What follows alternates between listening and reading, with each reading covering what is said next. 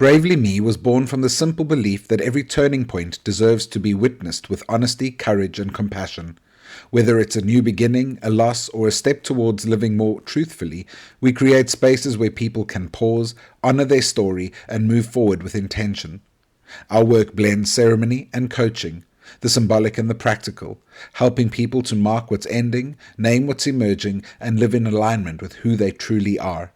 We especially stand alongside LGBTQ+ people, expats, and anyone rebuilding after change. This next chapter for Bravely Me is about connection. I'm inviting others to join with me as clients, collaborators, and supporters who believe in affirming, inclusive transformation. If you or someone you know could benefit from this kind of space, I'd love for you to reach out, make a referral, or simply share Bravely Me within your circles. You can also stay close by joining the online communities on Discord, Instagram, Facebook, or YouTube. Here's to living bravely, together and as ourselves.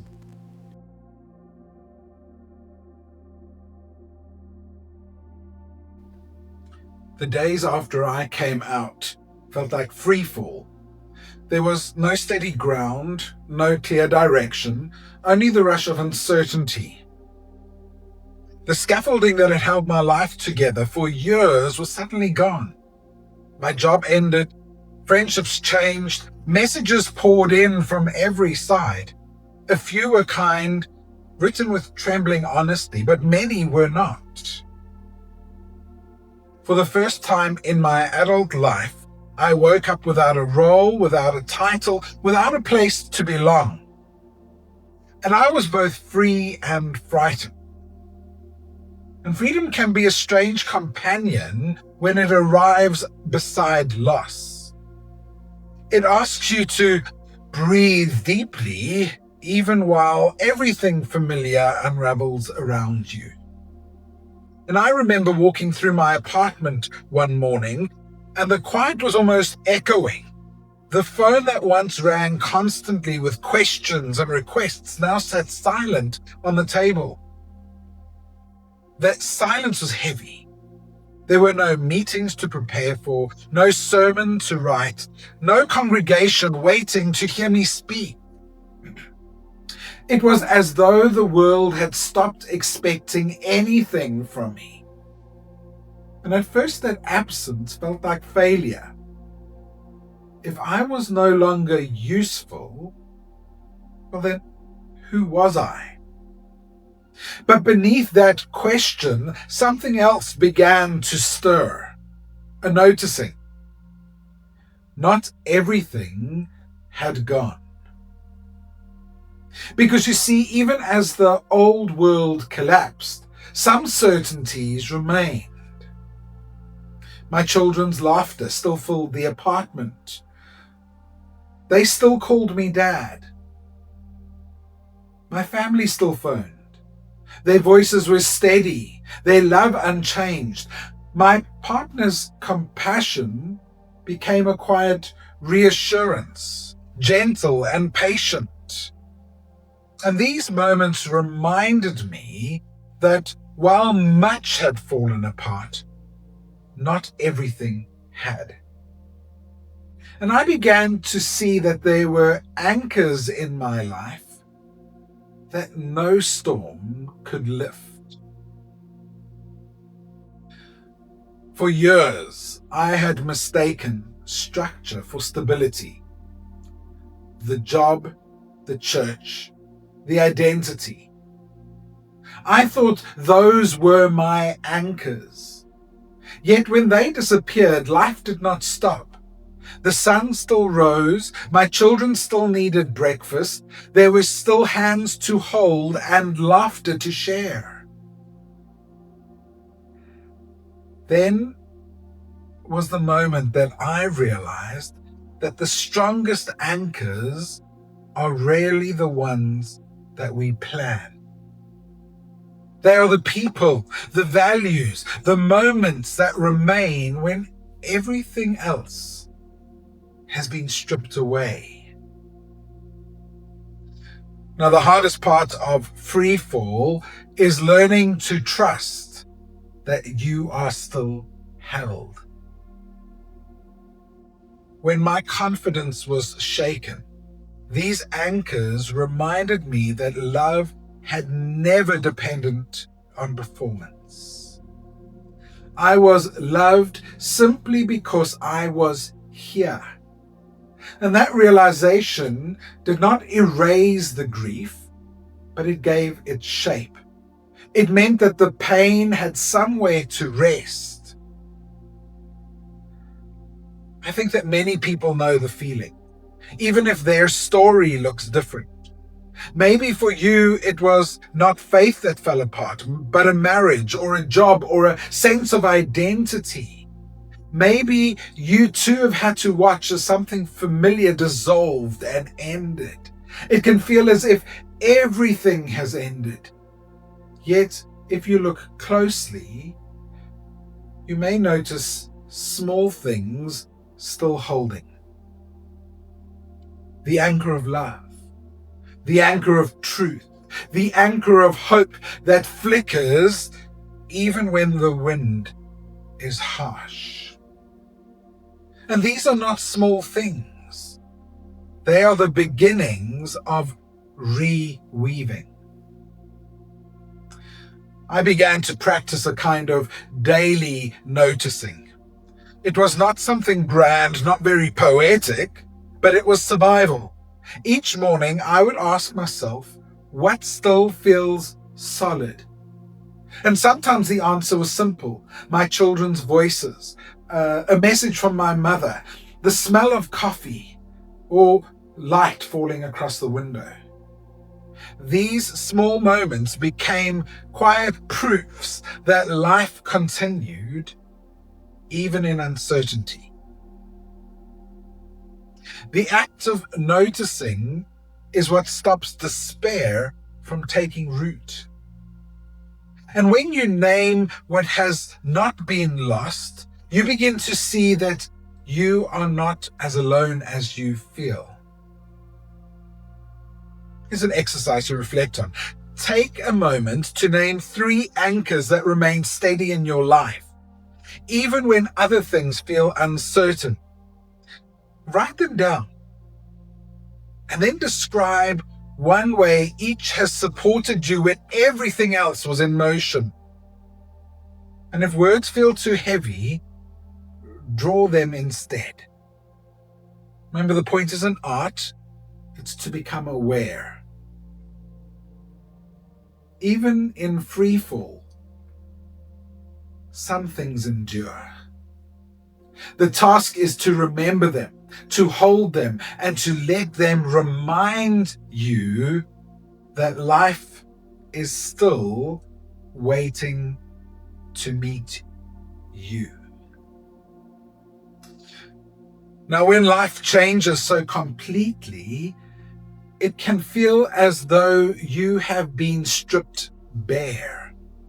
Yet even in that bareness, there are quiet foundations beneath your feet. They may not look like what came before, but they are there. And the invitation is to strengthen your connection to what remains. So, in my case, I discovered that anchors do not stop the storm, but they do give you something to hold while the storm passes. They keep you present so that you do not drift too far into the past or too far into the future.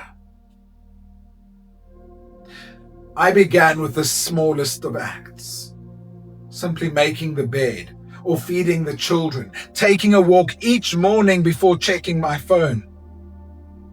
These small little things became moments of grounding. When my thoughts raced, I would name what was in front of me. The sound of birds, the warmth of the mug that I was holding in my hands, the sunlight that touched the table that I was sitting at. Naming what is real brings you back to where you are. And over time, I realized that there were layers of anchors. Sometimes they were immediate and tangible. My family, my partner, my closest friends. Others were inward. They were my integrity, my honesty, my hope. And some were spiritual. The quiet awareness that even when I could not define what I believed, I still sensed that love had not left me. Anchors remind us that belonging is not dependent on certainty.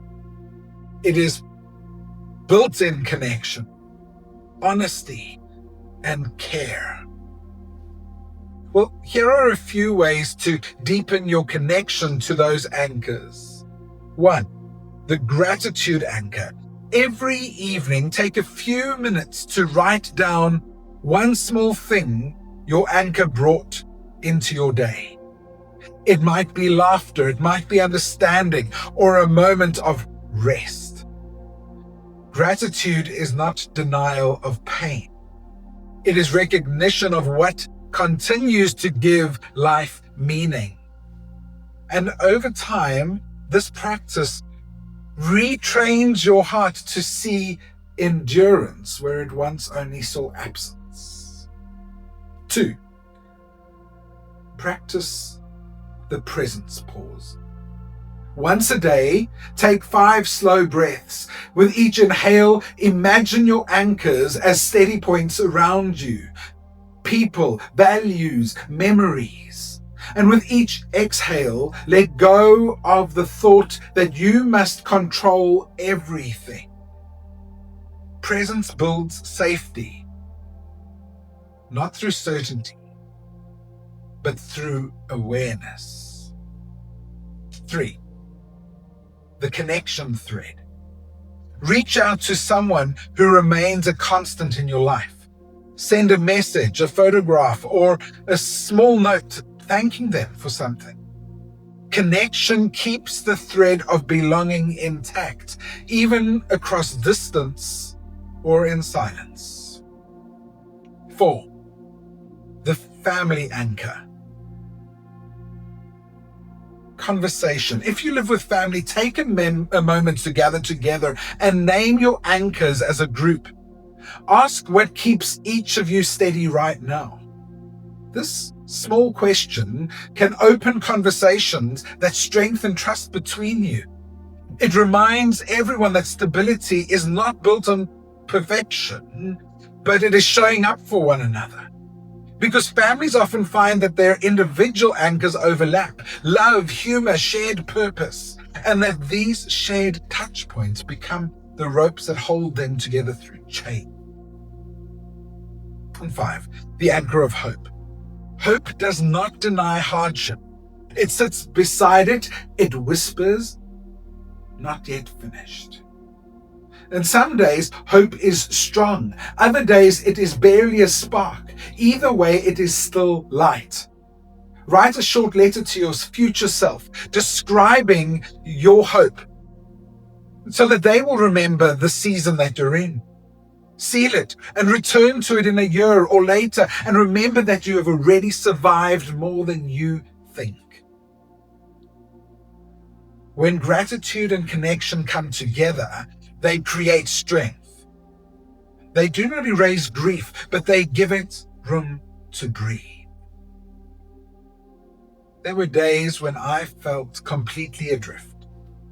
On those days, I would sit quietly and recall all of the constants: the sound of my children's laughter, the patience of my partner, the loyalty of my family, the friends who stood by me when others turned away. Each one was a small anchor dropped into deep water, keeping me from drifting too far from myself. You may have your own version of these anchors.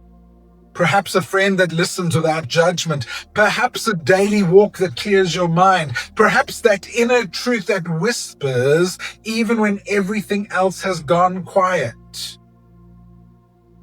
Hold them close. Let them remind you of who you are. And in time, you will find that the very things which felt like the end were simply the threads being rewoven. Not all has been lost.